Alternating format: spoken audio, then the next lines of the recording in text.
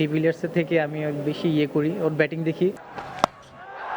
Well, don't look anywhere. I ain't looking because না, music চলে না। কিভাবে পারেন শামীম হোসেন পাটোয়ারি? কিভাবে এসেছে ওই ছক্কাটা? ছোট্ট করেই বললেন, কিন্তু তার পেছনে যে কত শ্রম আর সাধনা থাকে তা কেবলমাত্র তিনি জানেন। ডিভিলিয়ার্স থেকে শেখেন, ডিভিলিয়ার্স থেকে শিখে মাঠে ক্রিকেটে তা করার চেষ্টা করেন। এই যে ছক্কাটা, এই ছক্কা নিয়ে কেন এত আলোচনা, কেন এত প্রশংসা? তার কারণ হচ্ছে এমন শট এর আগে খুব বেশি বাংলাদেশি ক্রিকেটার খেলতে পারেন নাই। এজন্যই শামীম হোসেন পাটোয়ারির এত বেশি প্রশংসা। আসলে এটা আমি অনেক আগে থেকে প্র্যাকটিস করি। সো আর আমি এইগুলা ডিভিলিয়ার্সের থেকে আমি বেশি করি, ওর ব্যাটিং দেখি। আর হলো প্র্যাকটিসে অবশ্যই সবসময় চেষ্টা করি এইসব শট, ইম্প্রোভাইজিং শট কীভাবে খেলা যায় এগুলো ট্রাই করি। সো ওইটা আমি সাকসেস হয়েছি। বসুন্ধরা টিস্যু, অশুদ্ধতার বিরুদ্ধে এক বিন্দুও ছাড় নয়।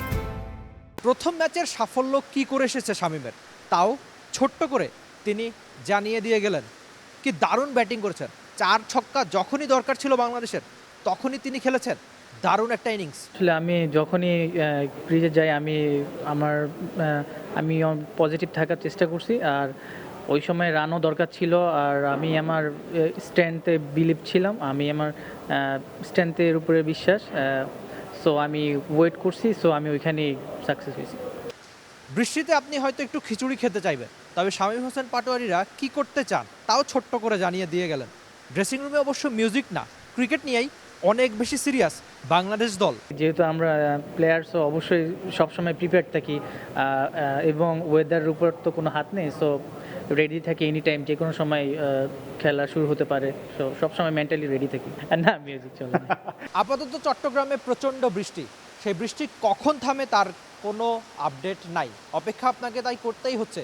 তার আগে জেনে নিলেন তো শামীম হোসেন পাটোয়ারির রহস্য গল্প। Rifat Emil, T Sports, Chittagong.